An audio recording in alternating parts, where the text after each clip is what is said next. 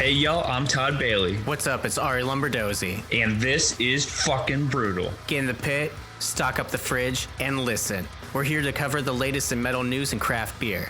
A match made in hell. If it makes you bang your head, then we want to hear it. If it tickles your taste buds, share those suds. Turn it up to 11. Crack open that beer. It's about to get brutal.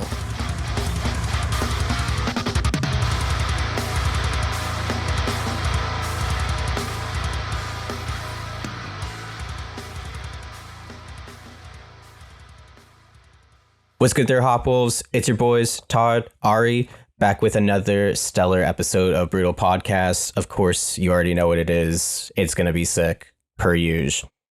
Always excited, specifically excited today with long-term friends of the show, but we've never gotten a chance to sit down and talk with them. We're talking with Lui and Cornelius of Nothing Noble. Welcome, boys. Thanks for hopping on today. Thank you so much. Thanks for having us. Yeah, thank you for having us. This is always like a tricky one to get scheduling wise, because you guys are over in Denmark, yes? Yes. Yeah. So the time difference is always kind of tricky, but we were finally able to make it work, which is always really fucking exciting. Yes. But yeah, dude, well, we always like to start off. You guys are indulging with us today, which makes us very happy. Beer wise, what are you guys drinking today? Well, I'm drinking a double IPA from ANARKIST.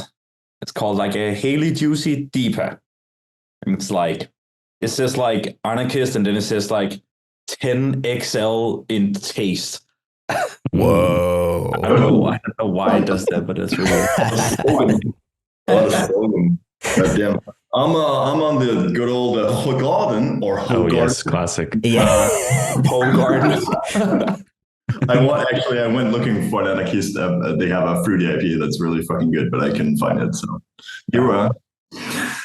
Damn, that's upsetting, but that's always a solid choice. Yes.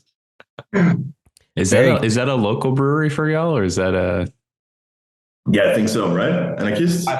I think it is. I mean, everything. Yeah, it's in a town called Odense in Denmark. Okay. So like, I don't know how much you know about the geography of Denmark, but there's like 3 main islands connection point, and this one is like kind of in the middle of the 2 ones. Copenhagen is based on the one called Sealand, and that's where we are in Copenhagen. And then you have Jutland, which is the biggest one, and then you have this small one in the middle, which Odense is kind of the capital of. It's like the 3rd biggest city, or maybe the 4th. I don't know. It's the 3rd. Yeah, I think it's the 3rd biggest Yeah, city. so small country, but it's hell to get around because it's like islands and peninsulas and shit. Yes. Yeah, that sounds like it would be a little tricky to do, but that's cool. Yeah, we don't know a ton about the scene or anything like that in your neck of the woods, so we're excited to dive into that a little bit more too. But before we get into that a little bit, Todd, what do you? I unfortunately I have coffee today, so it's uninspiring, but I will be taking a shot with the boys here in a second. So Todd, go for it. So I had a few beers in my fridge, but I decided to go with a Belgian triple. I'm gonna butcher this name, but Maredsos. I'm not going to pronounce a lot of this on here. I just know I'm going to do a terrible job, but I personally love a lot of Belgian beer, and then triples are very much up my alley. This is a 10%, so this will be getting me going this morning. Let's go. I just had a coffee, so this might counterbalance that. But I'm going to read the description on the back. It says the triple is a high fermentation Abbaye beer, brewed in accordance with the Benedictine tradition of the community of Maredsos Abbey. I'm excited. I always like to say I haven't had a bad Belgian beer because I really do like a lot of what they have, and I try to choose an international beer since y'all are from Copenhagen. I was like, well, this is close. Yeah, it's close enough. Yeah. But this is what it's looking like in the glass. It actually had a lot of head when I poured it, but that has dissipated a little bit. I love the coloring though. Nice color. I tried to go with the correct glass you should pour it in, but this is the closest I can come. Yeah. That's really like the whole thing for our shows, like just as close as we can get things. Yeah, but you got to work with what you have. Exactly. True exactly. I'm drinking from a water glass, so whatever. It's summer, kind of, whatever. I just drink from the can, so I don't care. It's like I say this is like, it would look kind of, I don't know. it's not about the size of the bottle. No, let's cheers to y'all coming on. Cheers, man. And we'll get right at it. Is there a way to say cheers in y'all's native tongue? We have the word skål. Skål? Skål? Yeah. Is that what the Minnesota Vikings stole for their? Maybe, because it's kind of Scandinavian. I guess they use it in Sweden as well. Norway, probably. I don't know. Yeah, for the football team, they say skål a lot. SKOL. Yeah, for sure. Totally. There's a lot. I think there's a lot of Danes living around Minnesota. They're in the West. or the Norse connection. I think. Something with the population there, definitely. A lot of Hansens and Jensens and shit like that. Oh shit! I didn't know. Well, let's all say skål to this episode. Skål. I love it. Well, Skål, boys.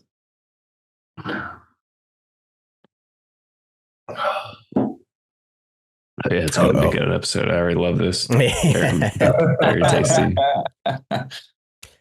Hell yeah. Well, to quickly stay on topic, like beer wise, you guys have a ton of great breweries and stuff over there. I know like we're both big fans of like Carlsberg, Todd especially, but are there like, cause Louis, you have the local brewery. Do you guys go to breweries? Are there any other ones that you really like in the area? We have something called Mikkeller, which is like how can you describe those? They're really usually what? They do like microbrew. It's a microbrewery. Oh, yeah. I guess we call it. They do a lot of like sessions and yeah. Okay. We have some bars around Copenhagen only, I think, where it's like 40 different taps or something that changes like with the seasons. Oh, that sounds hell exciting. yeah. Right out of my window on the opposite side of my apartment, there is a brewery / pizza place. Oh, yeah, dude, nice. Yeah. So I can literally look into like, oh shit. And they have like a selection of 50 taps or something. And it's super good. But that's like different breweries. It's not like they don't go for their own branded. It's like different local ones, microbreweries in general. Yeah. Oh, okay. Yeah, there's some places in the US that do something like that. It's there's one here. I'm in Austin, Texas, and we have a place called Brutorium, and it's kind of modeled after like a beer hall, but pretty much on tap is a whole bunch of other beer from other places, and it's kind of like, you know, they do their own beer, but they also like to promote people from the area. Yeah, that's really cool. That's tempting. It's so close to you. I would frequent that all the time. It's so funny because it's a common conversation me and my girlfriend has. It's like every time we pass, like, oh, we should soon get in there. It's just like when you live close to it, we're really good at going to the city, but we're really bad at going in our local area because we're just like, are we going to take the train or the bicycle into the actual city and just forget about what's near around us? So it's usually when she has family over, we're like, okay, now it's the time. Like now we're going to show in our local area and we're going to pretend like, oh, we've been here so many times, but it's usually our first time. That's great. It's like, we'll get there eventually. Yeah, exactly. That's awesome. And you start like calling people by the wrong name, trying to make it seem like you're a local, and everyone's like, oh, this fucking guy. Just the usual, and they just look at me really confusing. Like, okay. That's great. Sure. But plot twist, they get you exactly what you want. And you're like, wow. Exactly. I mean, you have kind of a broad taste in beer, don't you? Because you like sours and IPAs, but you also like porters and stouts. Yes, I'm not that picky. I will say about the whole Todd, you liking Carlsberg is like, I get why people internationally like Carlsberg, but I think here it's kind of like the standard, and we're like, nah. Like there's so much more interesting stuff for us. We pretty much only buy it when it's like we just want the cheapest and the coolest thing. I love hearing that because That's awesome. that seems to be every time we have a beer from another country here in the US. There's one from Argentina. I was like, wow, this is really good. And then the person I was talking to was like, that's like Bud Light over there. Yeah, exactly. Yeah, and it's the same whenever we are in the US, we're like, oh, Bud Light, great. Like, we're like sick to try something different, right? Mm-hmm. For us with like Italian and Spanish beers and stuff, it's like that's just what they drink down here. But it's nice getting like a good lager or something that just tastes different from what you're used to. So absolutely, yeah, that's exactly it. It's just like it's sort of rare to us, and vice versa. And so anytime you see the label and you're just like, oh, I know that, I want to have that. It's almost like to what you were saying, Louis, like you could go to the place right across the street, but you're going to go to the city instead.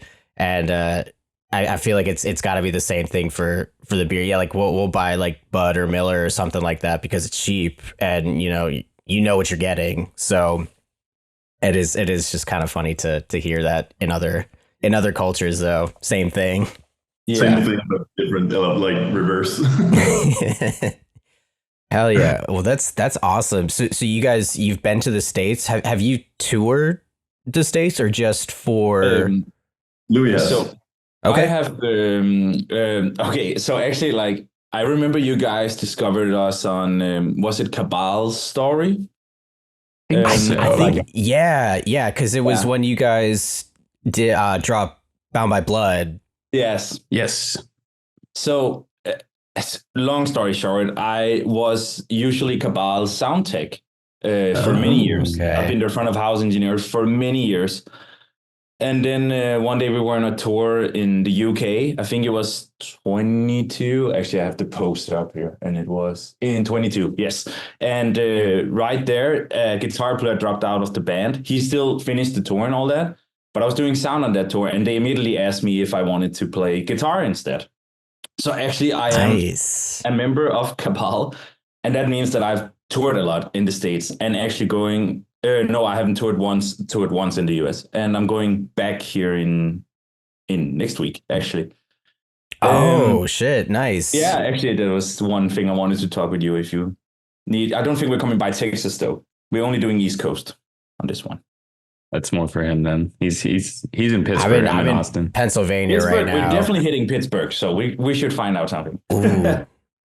For sure. I haven't been to a show this year, which is so sad to admit, but for real. Yeah, wow. I have like Knocked Loose is coming through here pretty soon, and I'm going to that. But other than that, it's just not that there hasn't been like super sick tours coming through. Like it's been so stacked this past year, but it's more about like just like the timing and then like the money really. But that one, I wanted to go to that one anyway, so now I have more of a reason to go.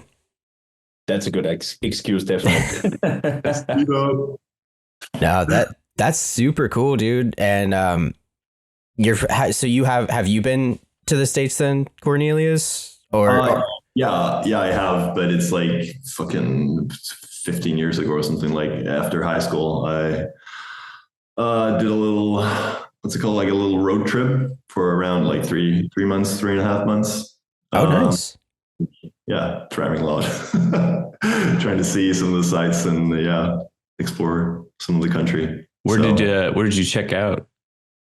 Well, we started in like New York City and then went to like DC, which was fucking weird.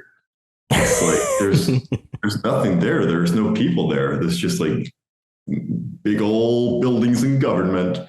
And then we flew to like Phoenix, Arizona. And oh wow! Oh yeah, you really went west. drove around like there, down along the coast to Texas, up to San Diego, and then like all around California, Nevada, shit like that. Yeah. Did you have a favorite state? We stayed in LA for like, I think the most out of any city. And we just like really enjoyed hanging out like by the boardwalk and the beach. Yeah. That's sick. Did you get to get like In-N-Out burger or anything like that? Yeah, I think it was, I can't remember if it was In-N-Out or if it was Five Guys. And it was, I actually had I think it was In-N-Out. And I remembered because I had a really awkward moment because I had kind of learned, like here, if someone says, "Hey, how are you doing?" you answer their question. Like you start a conversation. Yeah. And then I had just like learned kind of by experience that if someone asks you in the state, like, "Hey, how are you?" you just say, "Good, how are you?" or like, "Good." Or it's a very just kind of like, hey. Yeah. And then that night when I was like drunk at the fucking In-N-Out, and the clerk was like, "Hey, how are you?" And I was like, I'm fine. And then he's just like, "Okay, I'm good as well, man. Thanks for asking." And then just like a fucking stare down. I was like, "I'm so sorry. I just thought you like, I didn't think you wanted to." You're actually generally asking me this time. Yeah. I love that. Maybe he might have just been fucking with me, but he seemed like really upset. That's incredible. That sounds like a pretty standard like US interaction right there too. Yeah. In-N-Out is sick. I went in In-N-Out as well here when we were on tour there in 23. And it's so fucking sick. I have a t-shirt. I had to buy a t-shirt. I love that. Oh yes, dude. Yes. I was gonna ask like on tour, like is there certain places that you want to try to hit like a Buc-ee's or like Exactly. I was about to say, because Buc-ee's is I feel a notorious brand you see on a lot of guitar cases when you tour with people from the States. Mm-hmm. You see like beaver everywhere. And I was like, what the fuck is that beaver thing? Everyone has it on like as a sticker. And somebody was like, "Oh, it's a huge ass gas station." And I was like, "It's a gas station?" Like it's more than that. I know. And then I went there and I was like, "What? This is insane." It makes sense that's in Texas. It's a huge gas station that like if you're driving, on the highways in the dark, it's just this glowing light in the distance. It's a safe, immaculate bathrooms. Exactly. And I did cheat though. I went to the new one in Florida first, which a lot of people from Texas were like, "What the fuck? Why did you start with that one?" And I was like, because Texas was in the end of the tour. So I wanted to try it and just opened one in Florida. So I was like, I'm going to check that out. And I would say also Bass Pro shops because it's such a... Yes, dude. Amazing. Yes. It's so good to see like what brands have like really resonated with not just here in the States, but like international bands coming through. It's incredible. I think especially for Europeans, a shop like Bass Pro is just so mind-blowing to us. We're just like, what the heck is going on in this shop? It is definitely like a look into like just rural America and like hunting and outdoors. But then even having like bands riff on like the Buc-ee's logo or like the Bass Pro Shop logo, like it's the rise over the last couple of years has just been so good. Like someone like one band one time was like wearing a Buc-ee shirt, be like, actually no, like Buc-ee's is fucking awesome, and then everyone's like, no, Buc-ee's is fucking awesome. Yeah. Yeah, I feel like it's resonated with touring bands just because, clearly you're traveling around and mostly by van and all that. And like, you need to get gas, you need to get like something quick to eat and all that. Yeah. In PA here, we always have the constant discussion of whether Schiøtz or Wawa is better, depending on like what side of the state you're on. We're pro Schiøtz, of course. Yeah, but of course. Yeah. Yeah, on the west side of Pennsylvania, that's very much that's all you'll find. You won't see a Wawa anywhere. No, because you're crying every time you go to Wawa, dude. It's in the name. I love these internal fights, and I'm just when I'm over there, I'm just like, well, it all is kind of nice to me. I don't know, it's like so different. So I'm just like, wow, okay, this is crazy. I can get food in these weird time of the day. It's cool. Do you feel like in Copenhagen there's very regional things depending on what city you're in, and like any rivalries on like, oh, this is better than that? Oh yeah. Cornelius lives in a part which is kind of known for being, how would you say, called? Is it kind of like the white trash of Copenhagen? He's like, that's not what we would call it. Yeah. Dude, I normally call it like Shit Island or something. Yeah. Because it's like separated from the rest of Copenhagen by a small bridge. So it is actually kind of its own island. And funny thing is why people call it Shit Island is because it's like where the biggest, like, I think like garbage area is in all of Copenhagen or something. Oh shit. Yeah. So there's literally like shit over there. I think so, yeah. There's also a power plant in the airport, but you know. Yeah. In the airport? In the airport? No. That would have been wild. But I don't think but not like brands really. I don't even think in the entire country that people like, no, it's not big enough at all. What about when it comes to sports, like football, soccer? For sure, people get extremely upset about that. Very much so. But I don't really follow that kind of stuff. But yeah, soccer is crazy. People meet up to like hooligans meet up just to like fight each other, like unrelated to the fucking matches. Just like let's meet up. 6 o'clock, be there. Yeah, it's fucking wild. And like the area I live in is usually like people assume it's being really a criminal area. You lived here once as well, Cornelius, and like I've had friends being like, "Whoa, I don't understand." Like, "Whoa," and like if you're here, it's not dangerous at all. Like if you go to Copenhagen, it's generally like super low criminal everywhere. But like this area is kind of known for this is where most stuff goes on, gang related and all that kind of stuff. But I don't see it. I never see it. And like. Right. Yeah. I think it's because I'm not a part of it, so I don't see it at all. Yeah, you're not really. Yeah, you're not like frequenting the areas and stuff like that. Yeah, and there's no weapons. I mean, some of them have, but like you don't hear gunshots or anything. So it's like it is a visitation area, actually. So it is a visitation area. If you're walking around on the street and you have a butter knife in your pocket, then you could be searched and you could be arrested for it. Yes, really. Yeah, the area is a visitation area, so they can search you without a warrant or without any like probable cause or anything. So don't bring your fucking Leatherman or anything. That good to know. That's crazy.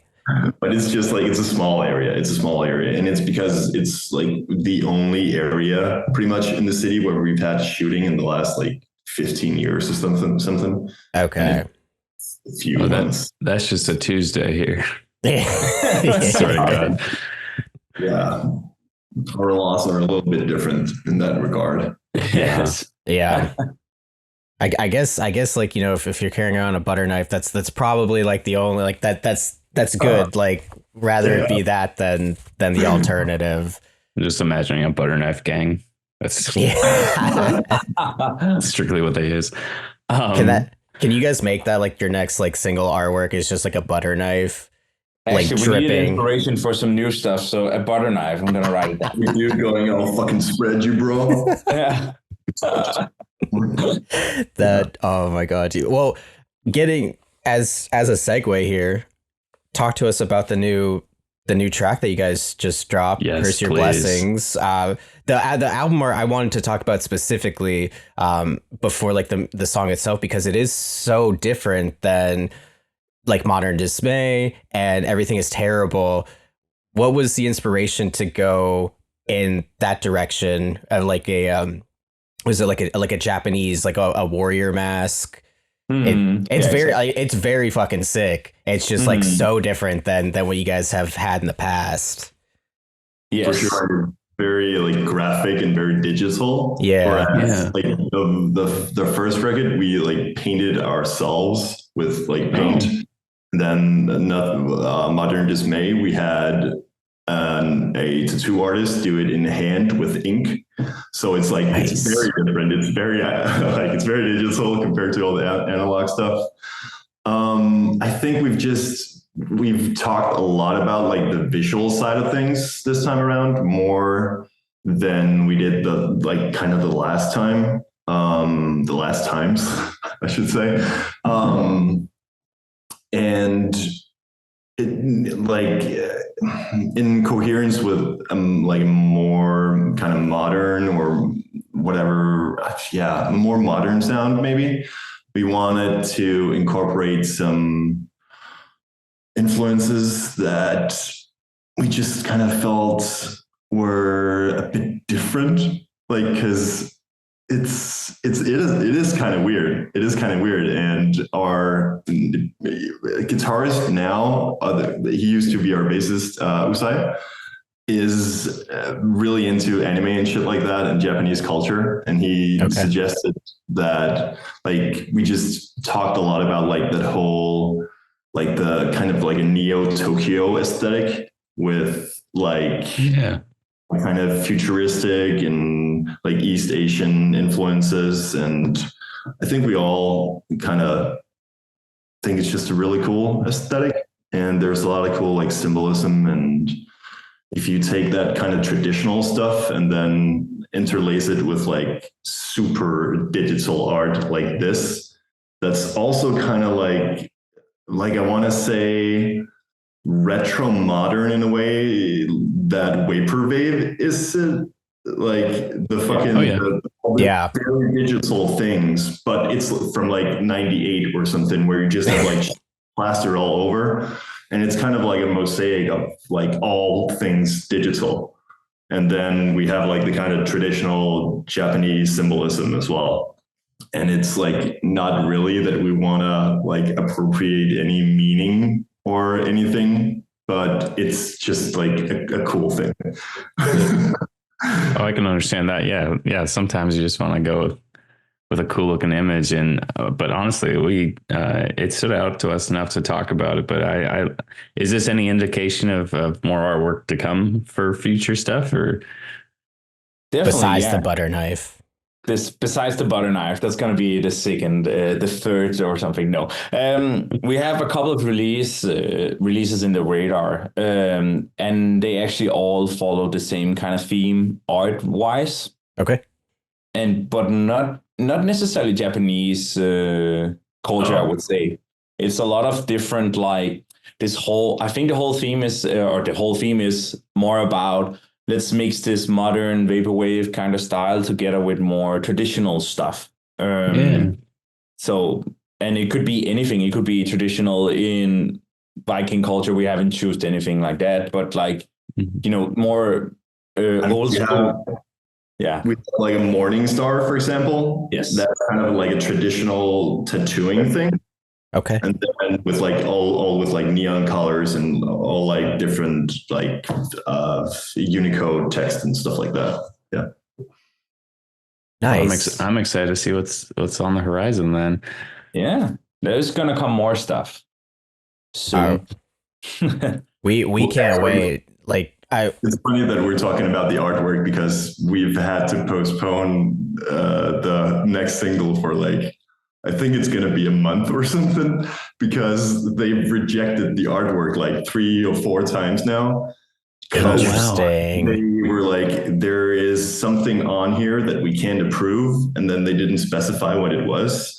And then we looked at all the fucking rulings about what can be in an artwork. And then we like removed all the text and removed our band name and removed everything. And then they kept rejecting it. And then we asked them, and then of course, it takes a while for them to reply and shit like that. And then finally they were like, there's a barcode on your artwork, and you can't have that because that's a physical thing. And we're like, there's no barcode on here. And it's because there is like a line, like a stippled line, and that's like this wide, and they're like, that's the barcode. Oh my God. It's just a fucking line. Like, it's a stippled line, it's not a fucking barcode. So now I guess it's like the 4th edition now that we're waiting for them to accept. Yeah. So it should have been out next week, I think, but yeah, we're just gonna have to wait a little longer. So yeah. This is the stuff you learn along the way that you're just like, what? Yeah.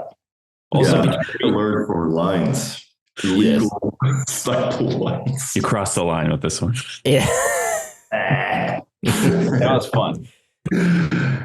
And we are also totally DIY in every aspect. So it's like we just have to learn that. We didn't do the artwork ourselves, but no. I understand what you mean, but yeah. Yeah.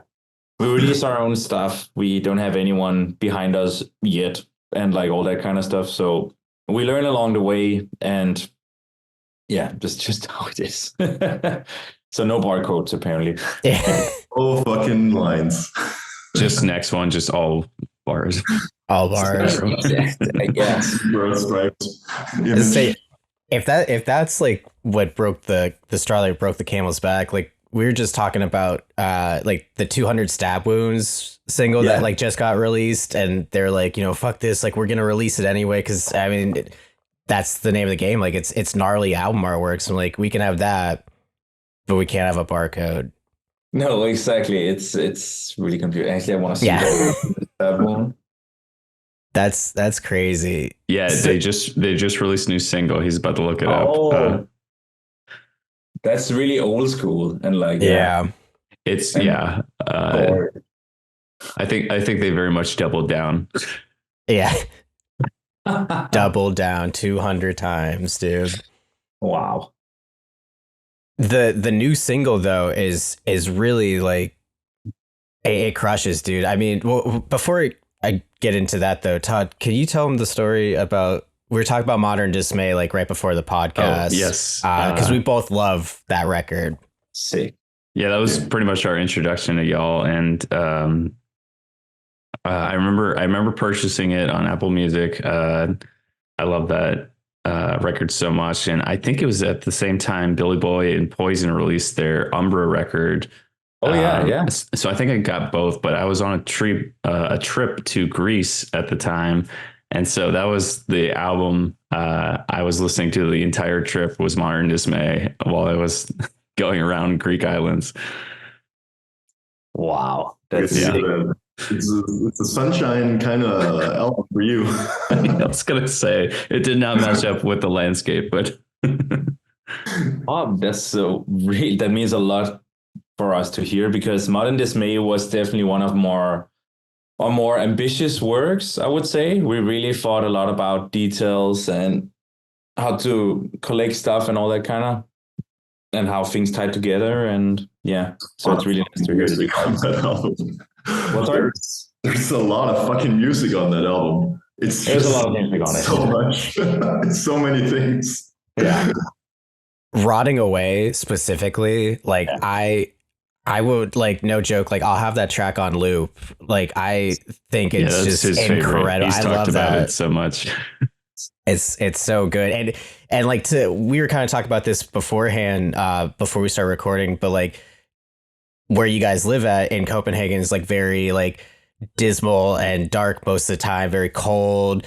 And like you can hear that like in the record, but like at the same time, like Todd is listening to it like in a different state of mind. But like it's really cool because like it does have like the grooves and like the bounciness of something that's like a little bit more upbeat and not as like dismal or dark as like maybe the lyricism or like the visuals go with it. And that's a hard line to walk, and you guys fucking crushed it. Like it's incredible like how like bouncy that record is and how groovy that record is. I love it. I just want to say something before you do, Louis. because Louis fucking hates me for writing that chorus riff. Still to this day. And it's fucking like, it's happy kind of. It's like It is. Yeah, so go ahead, Louis. It's so fucking hard to play. Yeah. It's so stupid to play live. I cannot describe it, and I hate every second of it. To when we played it, when we play it live, I'm like, whoa, this is insanity. So yeah, I love that song as well. It's one of Cornelius's work. That's one of his songs on it. And Cornelius is clearly a Mystery Signal fan, and that one you can really show, and I feel you can hear in Rotting Away. That's been what most people have been saying, like, oh, somebody listened to Mystery Signals on that. That was the first band I saw live, so I think that's probably why I gravitated towards the record as a whole. It's just...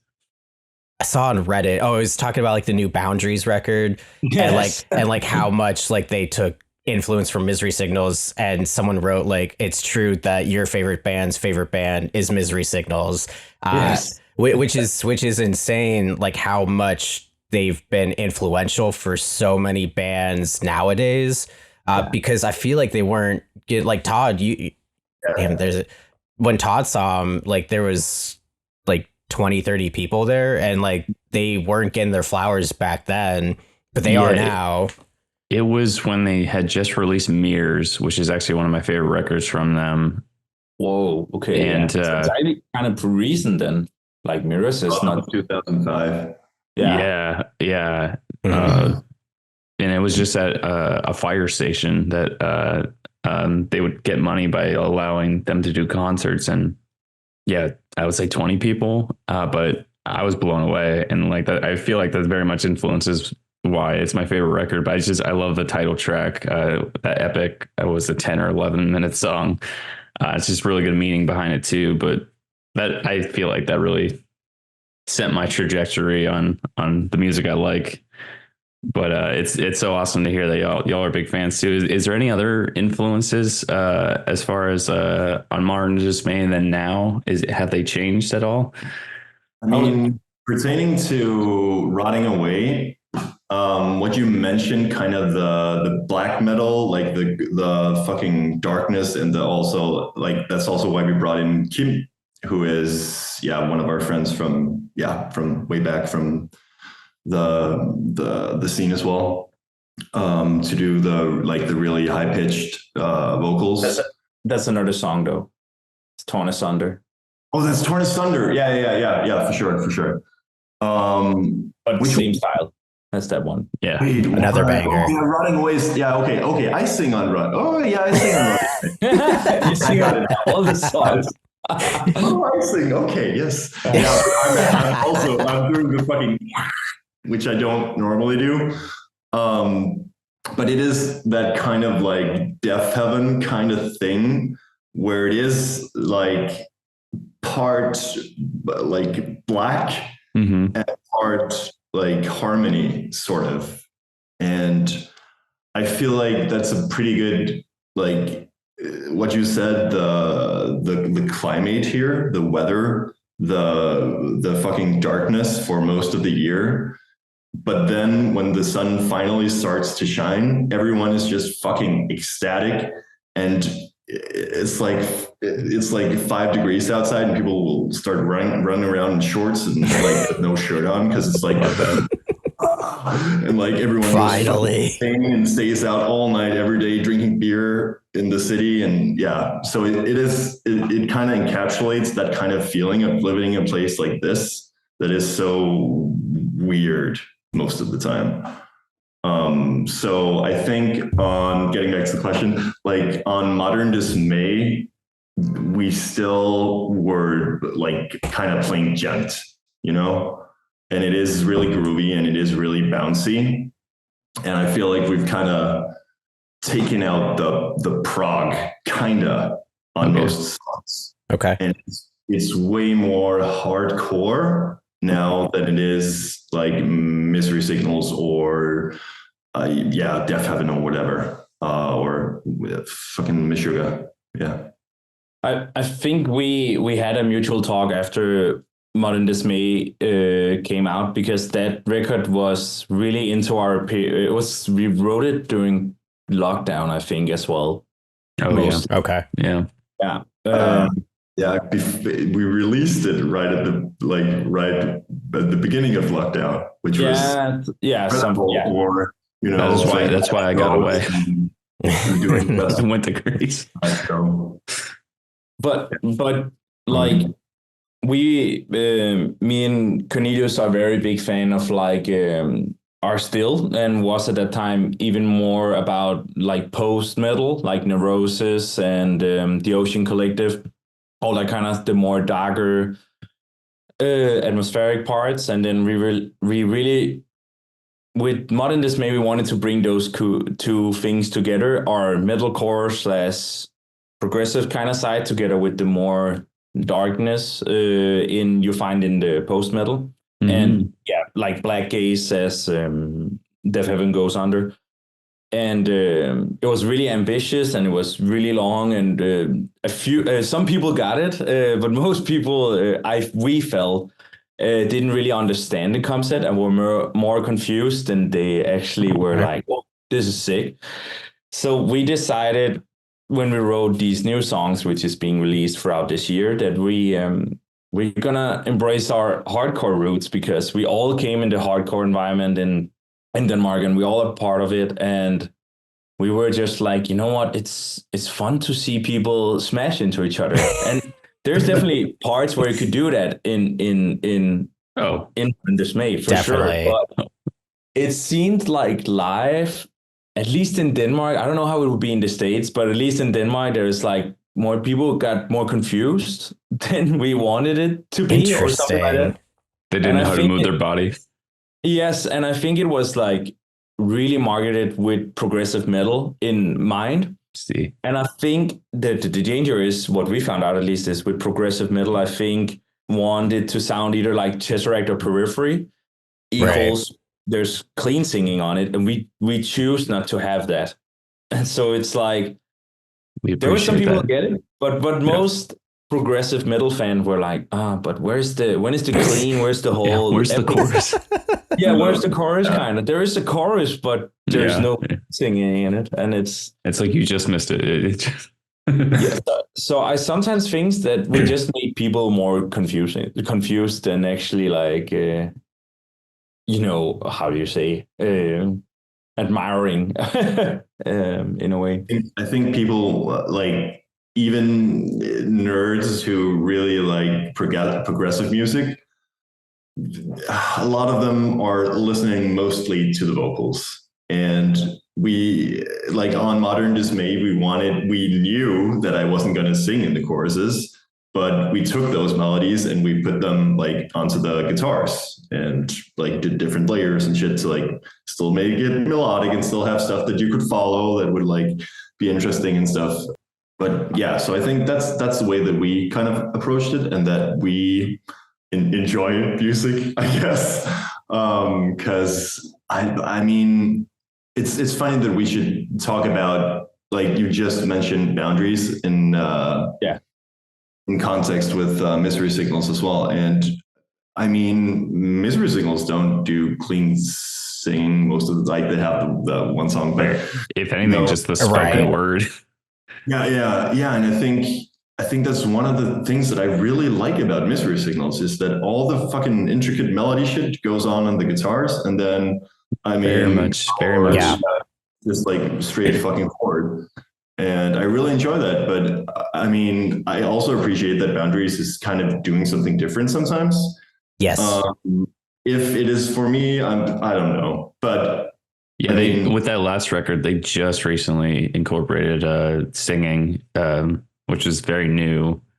I don't remember if the album prior that it has some. It had some on it. The heck is that record called? Something like Brightness is Buried, something like that. I think it's Burying Brightness. Yeah. Yes. It's got like a rabbit hole or something. Yes.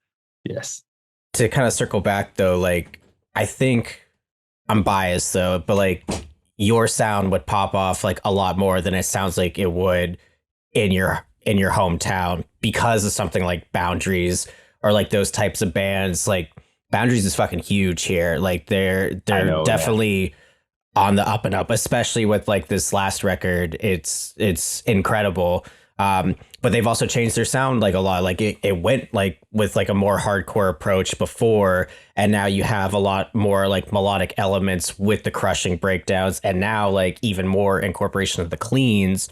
So like, especially to your point with like progressive, like that's like such an elitist type of mindset to have. And it's the same thing when you get to like very like genre, like specific, like the OG like death metal, like it has to sound like this. It has to do like check all these boxes. So then when you have crossover and something like Modern Dismay, that if you're looking for a progressive record and then you don't have these prereqs, you're like, I don't get it. And then if you're looking for something heavier, but then you have like more melodic harmonies going on with like the guitars and stuff like that, be like, I also don't get this. So then you're just there, like you said, like in a state of confusion to be like, I think this is good, but I don't know. I think you guys would do awesome here.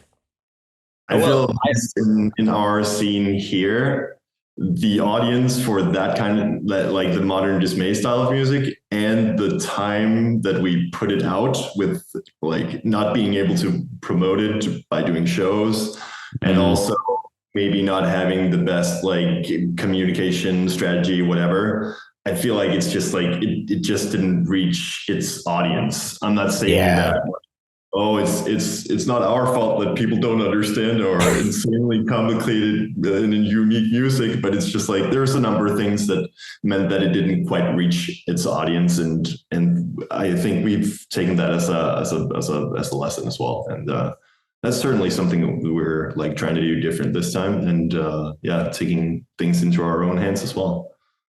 I didn't mean to. If you want to, no. I hope when people listen to this, they do go check it out because they should. Yes. But let's talk about the new single, because I did hear kind of a shift in your sound with this new single, "Curse Your Blessings." Any bands, other than Misery Signals that influenced this new sound, if you will? Because I think it is a shift in a way. I would say definitely me and Usai, who is recently we're on bass, but is on guitar now. We are really into this modern wave of metalcore. So like Alpha Wolf and and I'm just name dropping bands from Australia, but the thing that's great scene. Yeah, it's an amazing scene, and I just think I was like, also, I don't know, I just really when I wrote the first single, Curse Your Blessings was not the first single we wrote out of this thing we're releasing here. Yeah. Okay. But the first riff I wrote, which was super simple, and I thought in my head was like, this is some of the dumbest shit I've ever wrote. But then I just sent it to the guys, and they were like, yo, this is really cool, actually. And then I was like, okay, we can try to do more. So I feel it's more comfortable as well for us to write this, because what Modern Dismay was we created a lot of stuff in Guitar Pro, and then we forced ourselves how to learn it, to play it. I see. Okay. Yeah. So it's like it put some technical, enforcement on us that we wrote this and we had to learn how to play it. And right now everything is being mostly written in hand, and then we are going back and tap it in Guitar Pro. So we are actually doing it the opposite as what we normally did. Which I thought for us was really healthy for us to try something different. Yeah. And that's probably why it comes out so different. So I don't think we didn't like sit down and say, we're going to change our sound. I just think it automatically happened for us, because we tried different strategies to shape up things, because we want to consistently keep ourselves interested in writing our own music.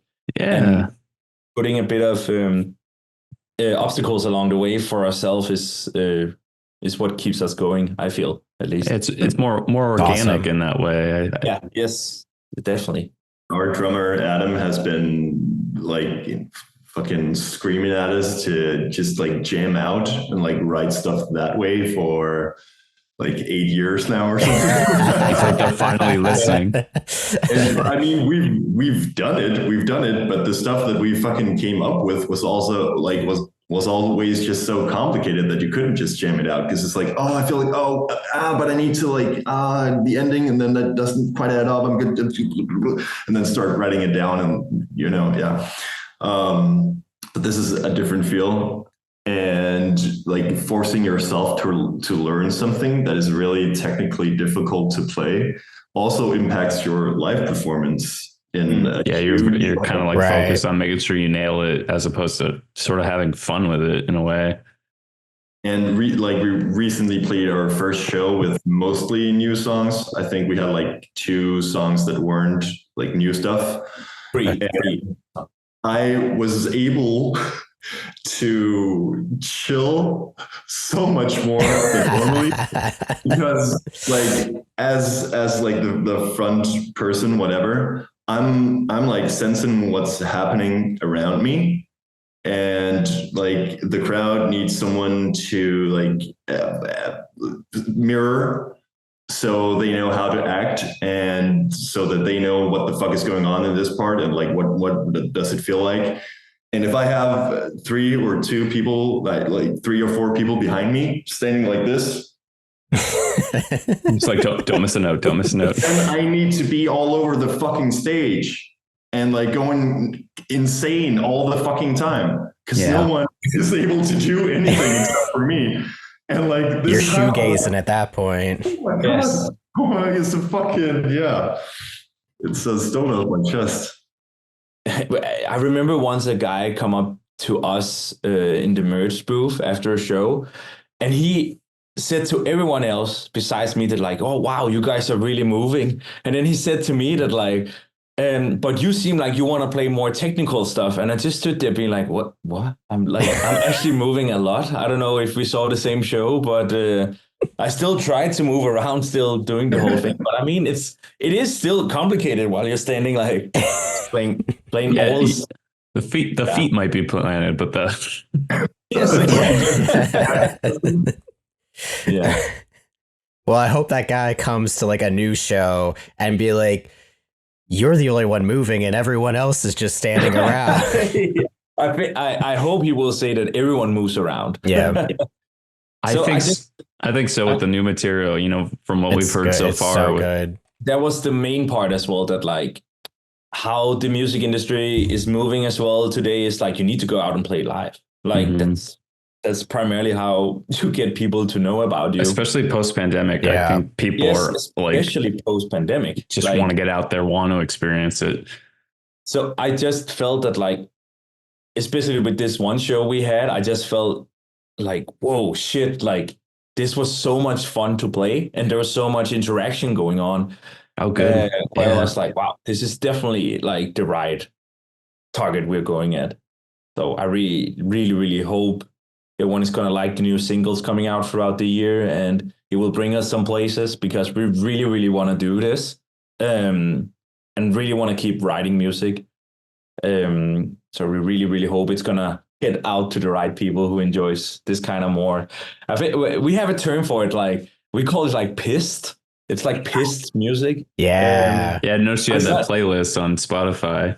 Exactly. Yeah. And it's just something we started talking about, that like, this is kind of like, because we don't see it as like, because I think metalcore is such a huge term. It's like, it's so broad. Yeah. It's so broad. You have like Killswitch Engage being, put in as metalcore, and then you have fucking, people even call Sleep Token metalcore. Yeah, some people call it Sleep Token, for example, metalcore. Where I'm like, I know it's wrong. Doesn't really track, but I know it doesn't really. And we were like, so what is this like new style that like Alpha Wolf and all these kind of more bigger hardcore bands are going towards? And I was like, it sounds more like people are pissed constantly. And then like we just talked about like, it's pisscore. That's the thing.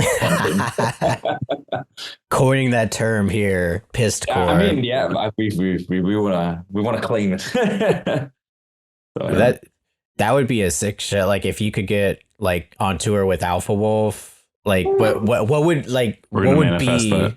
Yes, that would be would that be like, I guess I should put it into different terms. What would be like your perfect tour? Like you're gonna be dropping all of these new singles with, is it an album or an EP that you guys have coming out, or just kind of neither? Neither, I guess when we've released the final one, they're going to be together, all of them as a collection, but it's pretty much just singles.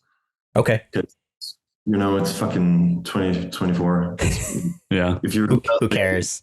like, if you're gonna drop like we did on Modern Dismay, like drop 11 songs, it's like an hour at once, and then you're like, hello, here it is.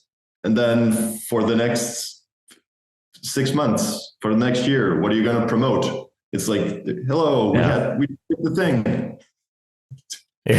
Like, okay. Yeah, we saw the thing. Yeah. So it's kind of like, just like keep putting out new stuff and trying to stay relevant and write new music while we're doing it. Just like keep it coming, you know. That's awesome. You asked about the tour, the ideal lineup. Yeah. Sorry, I have a really bad habit of like coming up with another question while asking a question. So like, I took that one away as well. So don't worry. So yeah, I guess like the question. So like you're constantly releasing new stuff now. We'll say like in this era of Nothing Noble, what would your ideal tour be? Like who would you want to go on the road with? I would definitely say Alpha Wolf, as was mentioned, and then I would also say Gideon, especially with their newest album. Yeah, nice. I love that album so much. And I would say, I actually had it up here. Of course, Throne from Sweden. Ooh, that would be because, sick. Yeah, they are incredible, and what they have done recently is really, really good. So I think I would say that like them, and I would say I would say also 1056 goes into that from France. Yeah, that would be a really good like EU tour for us to go on. If you go on like America or US, I would probably say like I would love to like go with Boundaries, for example, but I would also love to go with like, I know they're probably a little bit more underground still, but like what are they called? Orthodox. You guys know them? I've seen yes. them. Yes, I love it. I got a little wreck during their show. I had had a fist go into my ear. Yes. And also an American band called Chamber. I love those. That would be a solid lineup. You're right. Like you're picking I really, a nice little good pocket. Yeah. And that's the thing that I really like this new style that's going on. Like this whole, again, like Pissed is just like a whole people. I don't know. It's like people who clearly heard like Terror and original hardcore, but they discovered that like, oh, I can actually play a little bit more technical stuff, and like I can actually play something which is a bit more interesting, a bit more flair to it. Yeah, but it has a flair. I just love how you can hear that like these young people, I assume they're young, most of them, or like they're really pissed. Like that's how the tour poster should be. Like, are you pissed? Like, come out. Are you pissed? Question mark. Yeah. Damn. Definitely say that. Yeah. That is there any band that you would add to that, Cornelius, that you would want? I think Louis has a lot more handle on all these kinds of acts than I do. I normally just like pick him up when Usai and Louis tells me about him, and I think Adam is pretty much the same way. He comes, he shows up at practice like, I just heard this fucking Gideon song. You gotta hear it, guys. And then Louis like, I told you about it like a year ago. It's like you're finally coming around. Yeah, but it's nice that he's also a dad, so he doesn't have maybe time to like sit and. That makes sense. Yeah. Fair. I'm a huge nerd in all this shit going on, so I know every single small band. I try at least to know everyone. That's awesome. Yeah, you mentioned Gideon and Orthodox. One of the it was like a year ago at this point, but I saw them play the same show, and it was a good time. And the venue, like specifically, like that's one of the ones that say like no moshing, no crowd surfing and stuff like that. And by the time Orthodox got on, they're like, yeah, we're not gonna adhere to that. And it wasn't like super crazy, but it was because everyone's just standing there like with their dicks in their hands, basically, to be like, should we do anything? And then the bands get pissed because like you're just standing there. Yeah, they want the energy from the crowd. Like, as I'm sure, like as a band, I'm sure you guys can attest to, and like it sucks being in the crowd when you're just like, even if I don't want to be the one moving, like I do want to still see that, because it's just like, okay, well, I could have just like stayed home and listened to the record at this point. Exactly. Yeah, I totally get it.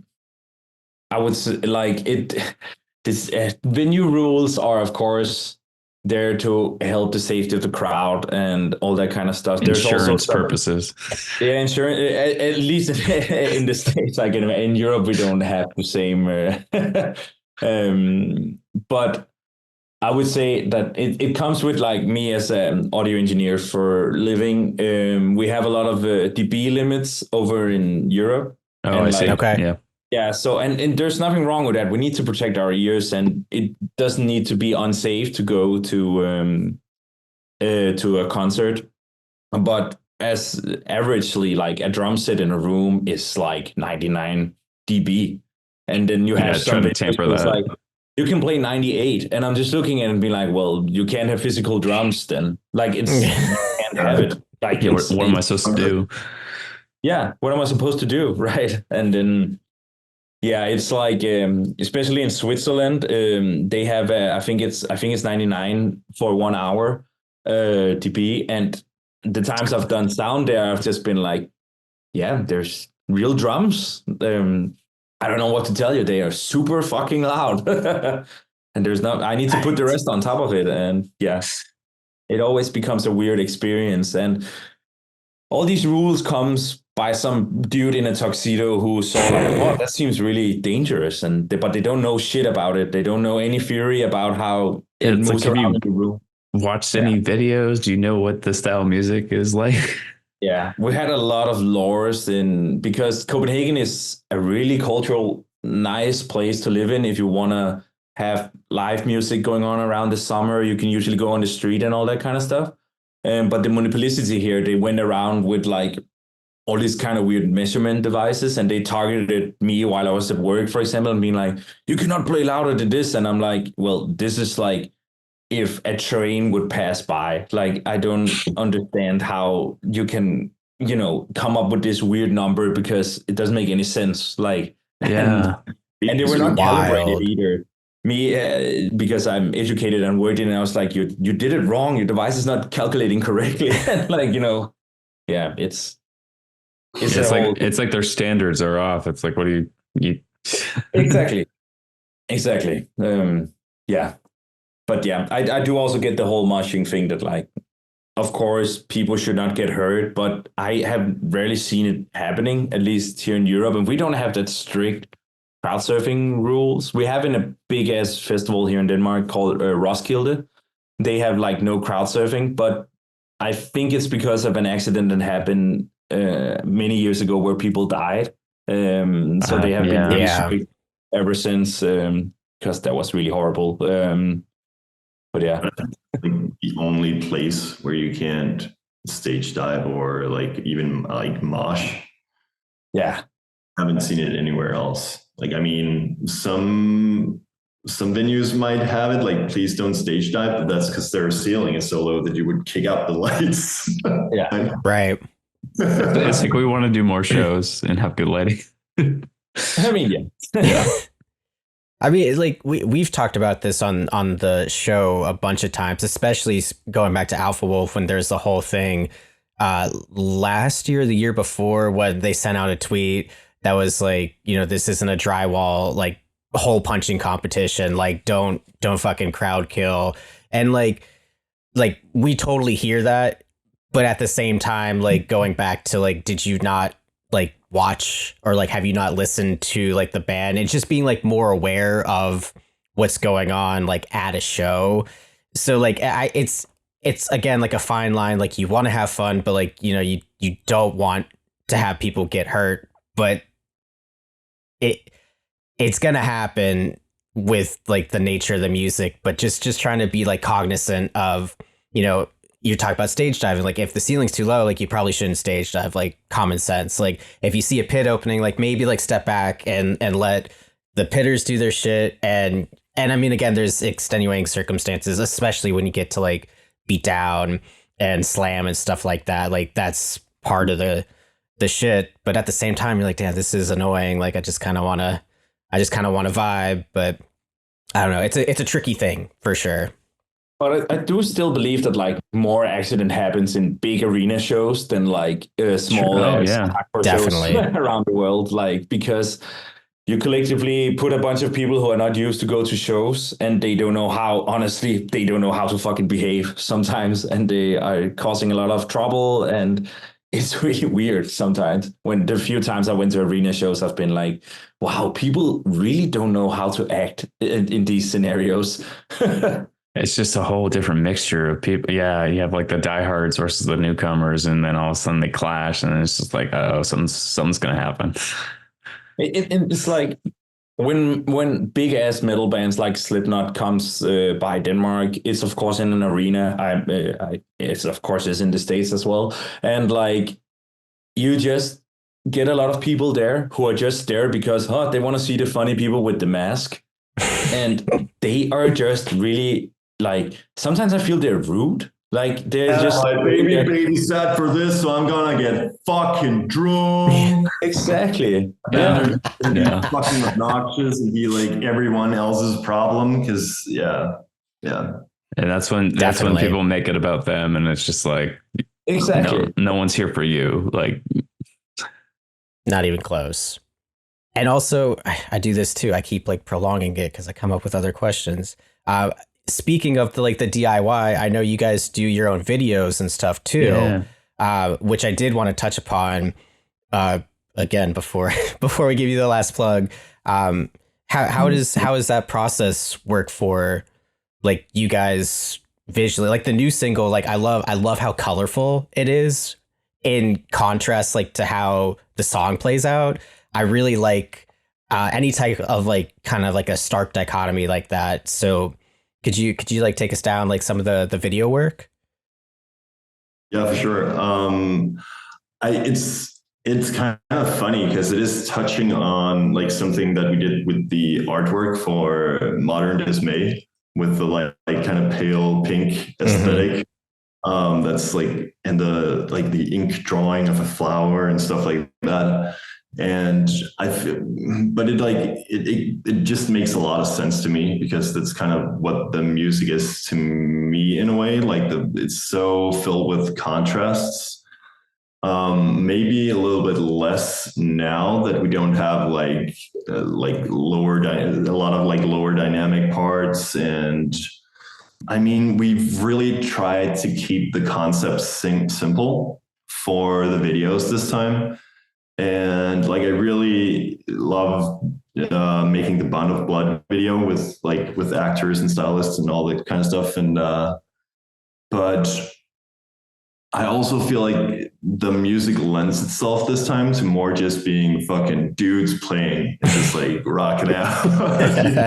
Like we were talking about, just fucking like get pissed and like scream shit and play the guitar and stuff. But yeah, I'm a photographer, and so I saw this photo studio that opened up here in Copenhagen, and I've know some of the guys that created and stuff like that, and talked to them about how would it work if we had a metal band playing for an entire day in your studio. Would that be possible? And they were like, okay, we'll talk to the landlord because there's apartments all the way around. It's like, I had no idea it was where it was because it's like, there's like apartments all the way around. And they were cool with it. And we tried to just like dampen the drums as much as possible. And it's pretty funny, like listening to some of the like behind the scenes stuff, because it's just sounds like fucking cardboard boxes. That's funny. It was loud as fuck still, because that's drums. So we kind of just like really crossed our fingers that the neighbors wouldn't complain, even though they had like been informed. But you know, you never know if someone's gonna complain anyway. So yeah, we rented out that studio that they had like painted like that, and it's normally used for a lot of like photo shoots and like fashion and a lot of social media. And that tracks. Yeah.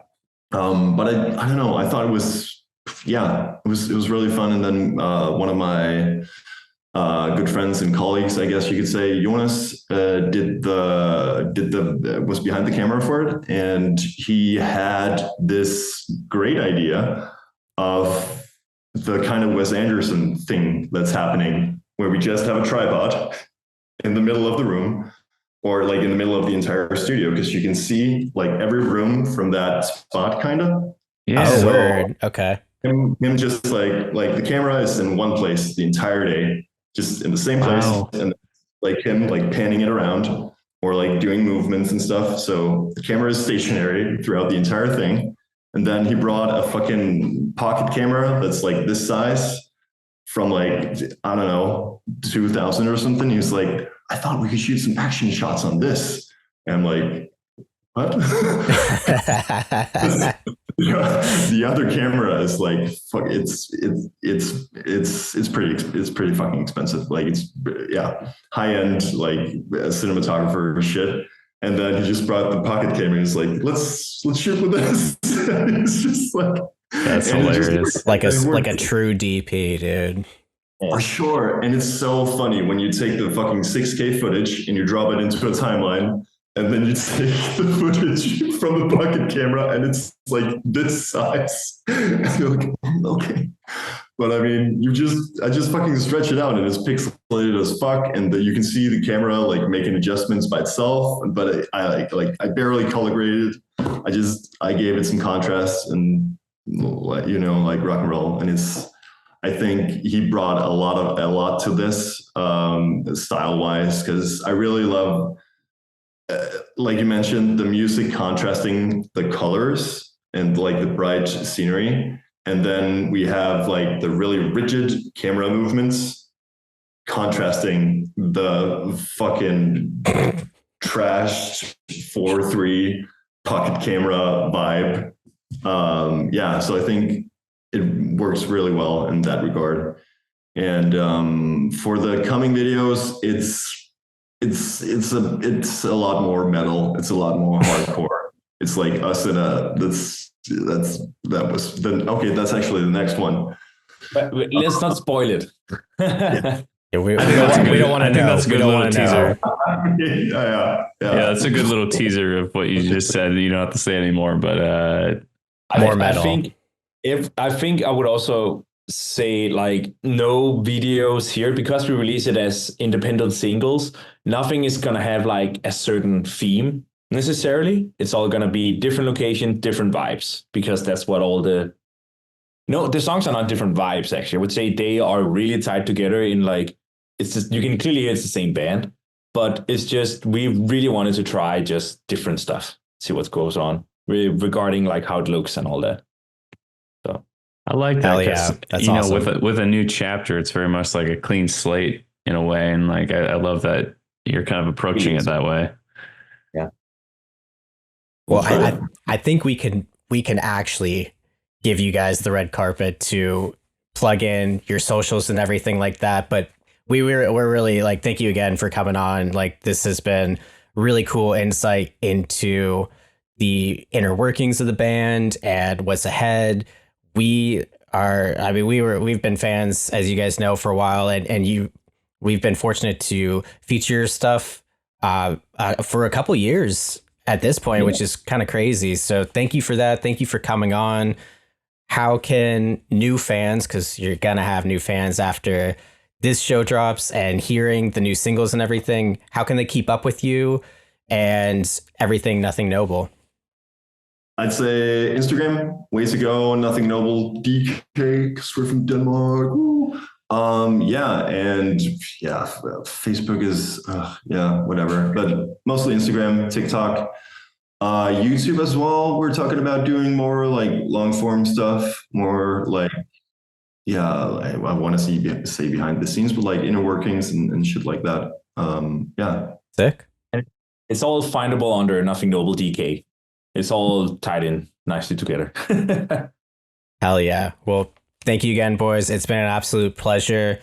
We're going to jam, curse your blessings, spin that shit. Thank you again, boys. Thank you so much, guys. It's been a pleasure hanging with you guys. Yes, really has.